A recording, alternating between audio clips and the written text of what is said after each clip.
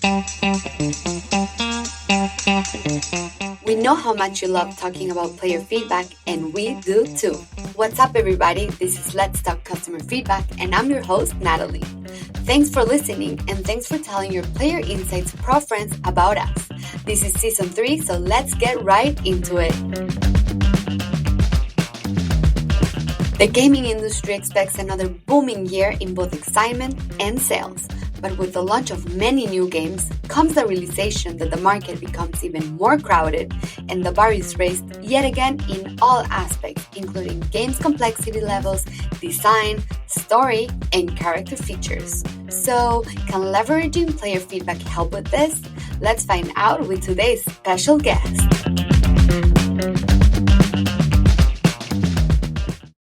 How player feedback influences a studio director at a gaming company. Hello and welcome to Afogata's podcast, Let's Talk Customer Feedback. Today we have the pleasure of hosting Mafalda Duarte, studio director at Nerd Monkeys. First, let's say hi to Mafalda. How are you doing today? Hi everyone, I'm doing great and I'm super excited to be here talking about what players want. So yeah, let's go. I'm so happy to have you here. And before we dive into player insights, we would love to hear more about you. So, who are you? What 3 words would you use to describe yourself? Okay, so there's this Portuguese word that is like bicho carpinteiro that doesn't translate well, but it's like someone that cannot stay still. I promise it's just a word. And I would say I'm creative and um very and active. That's I think that as someone that doesn't like to stand still, also I totally understand that. And I know this may be a hard question, but what is your favorite video game of all time? Yeah, that's very hard because it's like it's not like there's like this one thing. It's a collection of types of video games. I thought very hard of what to say. Um, and I'm going to reply the one that I play the most.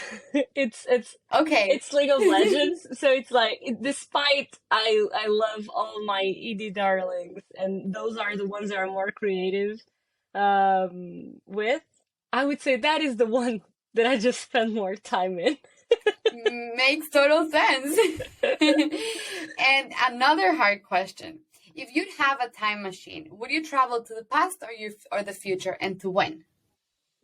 I will travel to the future because technically I could live longer while in like because I would just like skip years of development of the humanity, and yeah, it looks like I lived longer because I would still have the same age. That sounds fun. And thank you so much for sharing this with us. It's actually really nice to start getting to know a bit more the person that we're interviewing before we start with the serious questions. And before we dive more into today's subject, let's listen to a short story from our Tales of the Feedback Crypt.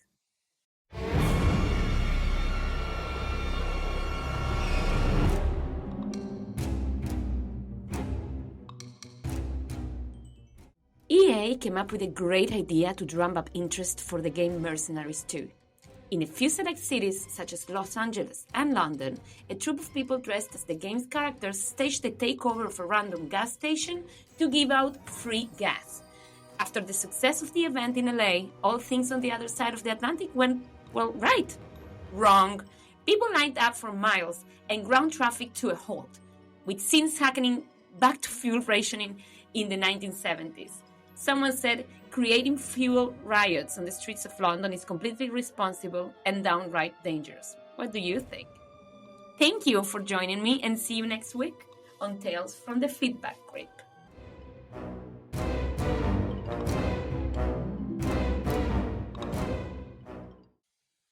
And with that story in mind, we can't wait to hear what Mafalda has to say about today. So let's start.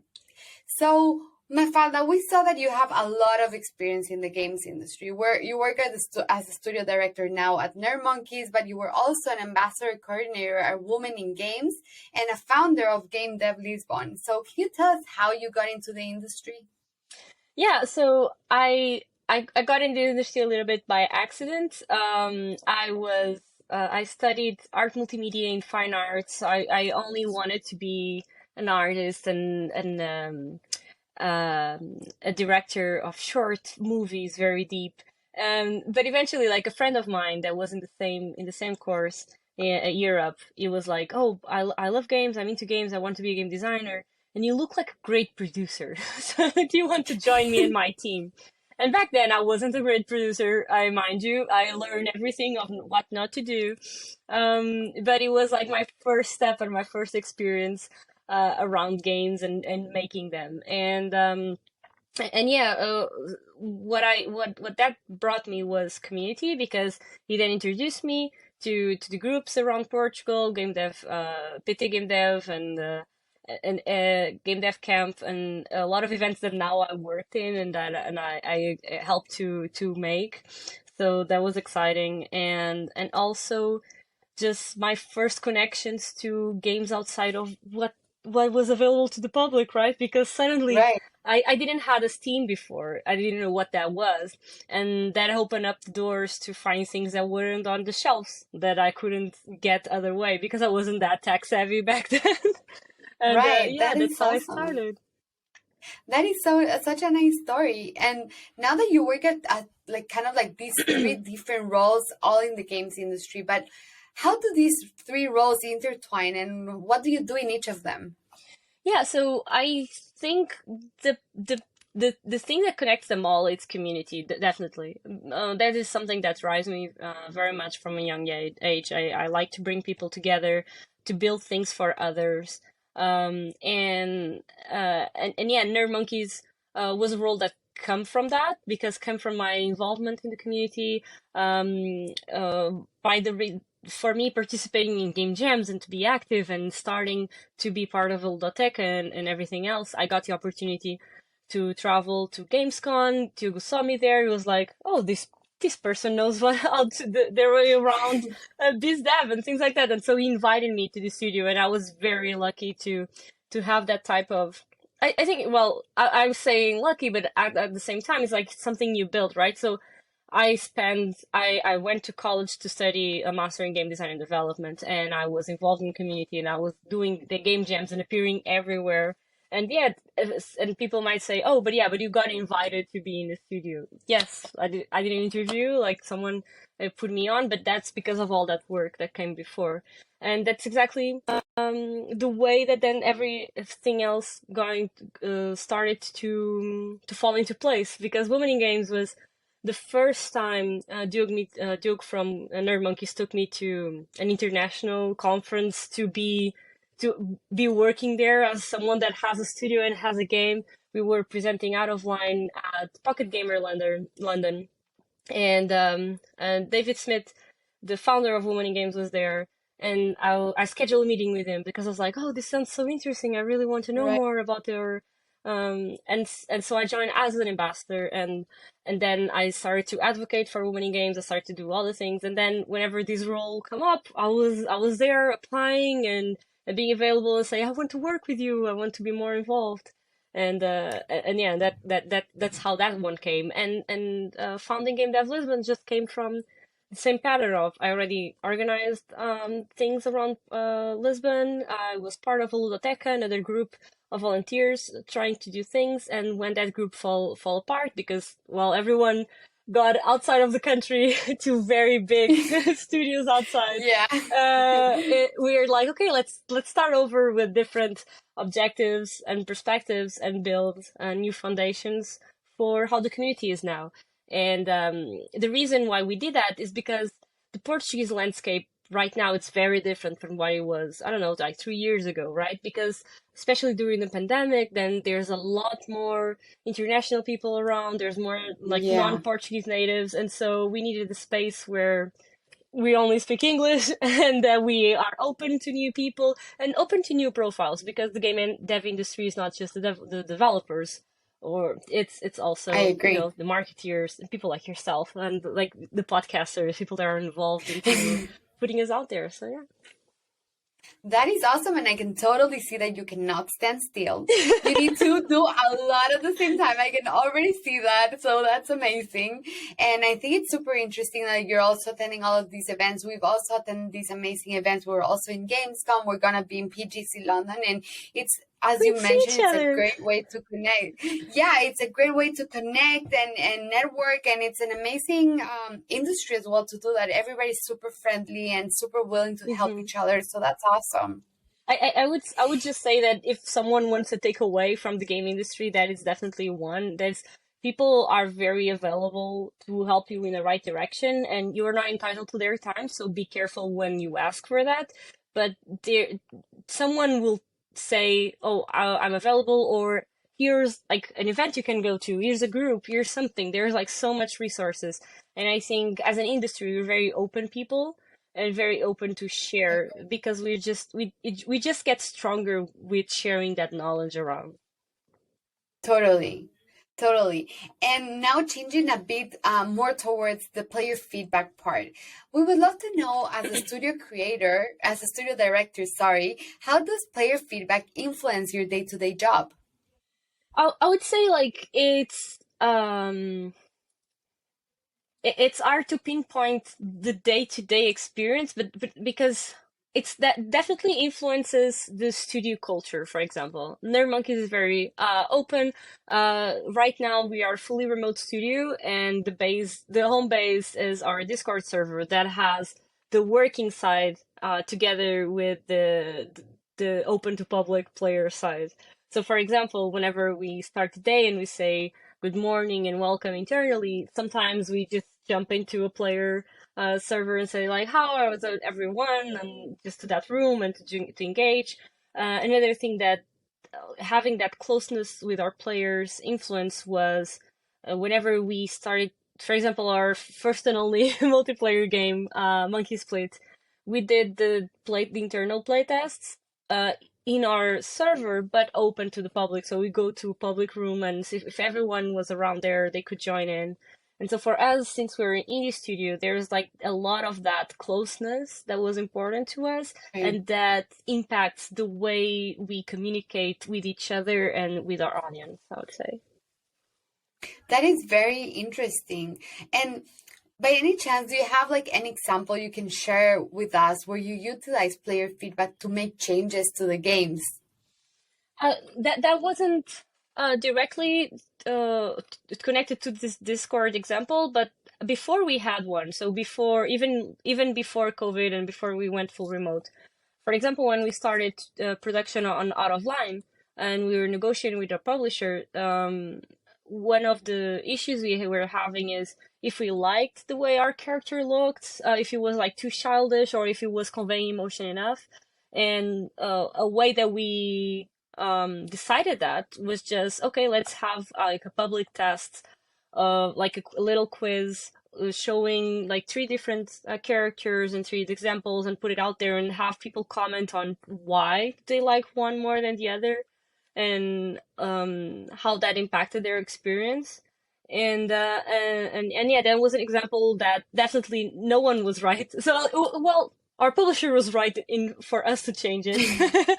And but like we liked different characters and then the audience liked another and we Right. went with the one that the public was enjoying and interacting with. That's awesome that you are putting the voice of the players in the middle of like the creation of the game. I think that that is really, really cool. I feel that the industry is gravitating towards that side where the industry really wants to listen to what the players want. So I think that's really cool. Yeah, I think there's, of course, there's a balance that you must have on, especially whenever you are doing some games that are more aesthetic. I wouldn't say aesthetic. I want to say like they have like an authorship to them, Right. whenever you have that vision, of course you want to be true to that. But I think there's the power of games, right? The power of games is that connectivity to the other experience. And so it's like, okay, is the other person feeling the same that I do whenever I play this? And that is very important to keep in mind. And I think like today there's softwares and like websites and ways to connect to players that are like there are sometimes with no cost attached to them, like doing like a Discord and finding your top influencers, people that connect with you, or do things like a game. I forgot the name of the website that we'd use back then. It was Gamer something. I don't remember. But I'll tell you to put in the description so people can use, because like it's not it's not sponsored, but they are super great into having, if you are very specific, it's like I just want, I don't know, 20 people to play this and give me feedback on these features. It's very low cost to the value that you get, and that is very Right. important whenever you don't have more feedback within yourself. If the team is already too much into it, if we are too trapped in our own vision, it is very important to test it out. And another thing is just like test with people around you, right? It's just like give someone that haven't played it before the thing for the first time and see, because I would say like I'm a terrible gamer. There's puzzles that I keep forgetting the solution to. Like I was the one that helped our designer pick the places for like the secret things that you catch in Out of Line, and I don't remember where they are now. And so I need to get tutorials online to find that out.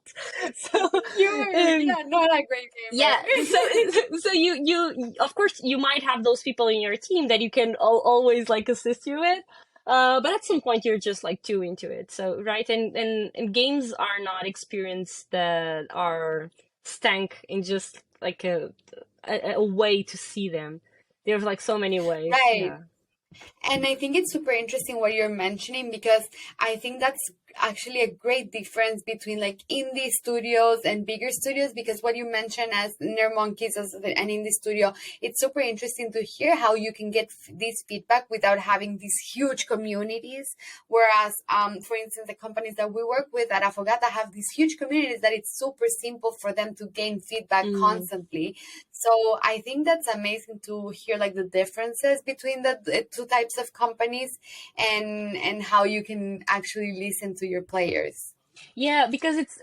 I think like I would love to have access to those, because then I could be a little bit more data driven, right? Then I could be okay. That this is the amount of people that is saying that, and so that is a little bit well, a little bit more technical, right? Like you can prove that that is a good decision, and I think whenever you're working with that indie experience that you don't have enough data that approach made sense, then you need to be a little bit going with your gut and going with the experience. So one thing, for example, our game designer for Out of Line, but also in Monkey Split we did the same, and also with like some client projects we try to do that, is to see people play and take notes, just watching them and having that. Again, you couldn't do that for like a bigger company that has like billion players. Yeah, you need to be more creative in an indie studio to get this feedback. Yeah. Definitely. And what is the type of data you search for when doing player research? What are the metrics you look to optimize the game's performance? I would say something that might look stupid, but it's just like the fun factor. So it's just like, is it someone just like enjoying playing? Are they getting frustrated? Again, that's not. It's just understanding, are they leaving earlier? Are they struggling with controls, for example? And that is the observable part that you look to, right? And another thing is just like, how many times is something commented on? So like if we so again, with that company that we used to get feedbacks, especially on like some specific puzzles that were more difficult than others, one thing that we do is just like those keywords standouts type of thing, that is like, okay, if this word is popping a lot of times, let's see if there's a problem here. But then again, it enters that part that it's very you and very personal of figuring out that is this a word that we like or we don't, right? Because if it's like Yeah. if it's about people getting frustrated or whatever, then that's not good. But if it's someone, for example, that was something that happened in Out of Line that was like, it's just a creative difference. There was like a lot of players, like some of them were in the sense of a complaint, and others were in the sense that they liked it. Was like commenting on the story being not confusing, but just there wasn't a story. We made it on purpose that there was like puzzles, like pieces of puzzles of a story, and then you should put Okay, it got it. together in a way that makes sense to you. So we made a point internally, and like whenever we're talking about the game, that we never disclosed because what exactly was the game about? Because it could be there are people say it was about aliens, it was about clones, it was about time traveling, it was about the nature versus machines. So there was like a lot of definitions of that, and we liked that part. That was part of the design Yeah, that choice. everybody would create Yeah, their and own. yeah, so we needed to really tread carefully in, are the words appearing about this completely negative, or is there like a positive way that people are saying, oh, I like that I made my own story around this and whatever. And so, for example, that is one that you cannot just go through the metric of Right, just people are for talking the about this. topics. Yeah, Yeah. you need to then treat that data in what makes sense for you and your game. Well, that's very interesting. And first of all, at the beginning you said that it could be stupid, but not at all, because when you create a game, at the end of the day, you're looking for people to have fun. Yeah. So it is extremely important to make sure that they are having fun and they're not frustrated about a level or something, because of course, at the end, if not, they will churn, right? Yeah. Yeah. So what I was saying, well, it might be stupid, is just like fun is not, it's not a tangible thing, right? You cannot Yeah, control what fun is, but you can, it's like there's like symptoms of fun and you're looking for I those agree. symptoms. Yeah. Yeah. And what are the top 3 player insights that bring your team the biggest impact? Um, I would say like definitely like engagement. If people are interacting with whatever you're putting out there, um, and if they're, and that engagement I would say is like in two different things. So engagement is just talking about it and playing around it, and engagement in trying to make it better. I think that's a very good insight whenever players want to make your product better, because I think it's not an indicative that you're not doing a good job. It's indicative they're putting love and energy into it. And I think the third thing would be uh well, that's hard for me because because I would say that the part that brings us more impact for players is just because those two are already so much things encapsulated. I Yeah, agree. yeah, You don't yeah. have to, don't worry No, about no, like that. yeah, I was trying just because like these are my go-to, right? It's just like, are the people Yeah, trying to make this product better, and are they trying to engage with us? Because sometimes I think it's so important whenever we put a new game out there and people are just like making the effort to go to our Instagram messages or to whatever, because it's like it's not about shares, just liking it, or not about right. it, The it's engagement about itself. trying to connect with us directly. And I know again it's not going to be the same to every game. And if we were going to be mobile, I would put like downloads and retention and things like Right. that. But it's just like for us, it's very difficult, for example, to go to To retention. measure that. Yeah. And one thing that it's because the type of player I am, I think a lot of players of those like indie author like games, they would buy the game and not definitely, like play it through and through, or not play everything, but they are very loyal into buying them because they want to keep the piece of art. It's like people like that just bought tons of books they probably haven't read. Don't read yeah at all. So yeah, I would say like those are my two go-to player insights. It's very important for us. Of course, it makes total sense. And My last question that can be super hard to answer as well is that if you would have a dream insight that you can get from your players, what would it be? Oh, a dream insight. Oh, that's a very good question. I would say, like, how is the game impacting them in term, like, emotionally? Because it's a very hard one to get, right? So we talk a lot about like emotional game design and game feel, and I think that's so important. Like, I love what that game company does with their games, and like Journey is a very big inspiration. And so I think understanding what moves us as players and what I moves agree. people throughout a gameplay session and experience, I think that would be my like dream insight, to understand that a little bit I better. really like that answer because it also extends to the fact like, why do I keep playing? Why do I stay in the game for Mm. more time? So I like that answer. Yeah, and also not just about mechanics, right? Because there's like, I think before our industry was a little bit more focused on like time played and that like mechanic experience. It's like, okay, now we are like in a game time, and then now it's like break time whenever we put a cinematic into, and now it's whatever. But I think more and more whenever we're putting those like cinematic moments so intertwined with gameplay and the experience, that is just like a single movement type of thing is not as separate, then it would be very Right. interesting to understand, like, well, are you getting bored here, or are you not connecting to the character? Why? Do you needed more gameplay time? Do you needed more story time?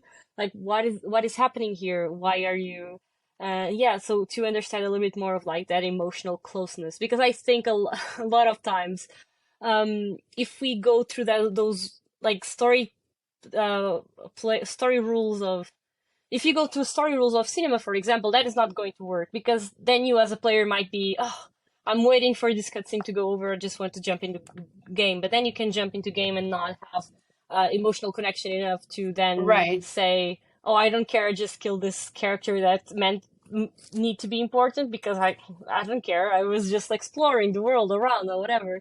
So yeah, there's a lot of games that have made that. It's just very hard to test that out without making the thing. Yeah. I totally agree. And actually, that was an amazing way to end the podcast. And Mafalda, I really want to thank you so much for taking the time to participate in today's episode. And it was super interesting to learn more about you and your role as a studio director and how player feedback influences your position and the indie sphere as well. Well, So yeah, thank thank you you. so much, Natalie. That was this was an amazing podcast to participate in, because I think it's very interesting to explore like things that sometimes you get for granted, right? It's just like the things that you're Right. using in your day to day. So thank you for inviting me, and let's see soon at Pocket Gamer. Yeah. Thank you. Have a great Bye. day. And that's it for today. Let's Talk Customer Feedback is a podcast made for player insights professionals, player feedback enthusiasts, gaming industry experts, and anything in between. The podcast is created by Afogata, the AI-driven player feedback analytics platform that cuts through the noise and brings you the player insights that move the needle. In each episode, we have a special guest from the industry, including Afogata's own customers that share their knowledge on what player feedback and the voice of the customer means for them and the companies they work at. Follow Let's Talk Customer Feedback on Spotify, Apple Podcasts, and Google Podcasts. If you'd like to know more about Afogata and what it does, go to afogata.com and get more info on our social media, searching for Afogata on LinkedIn, Facebook, Twitter, and Instagram. See you next time. Don't keep your players waiting.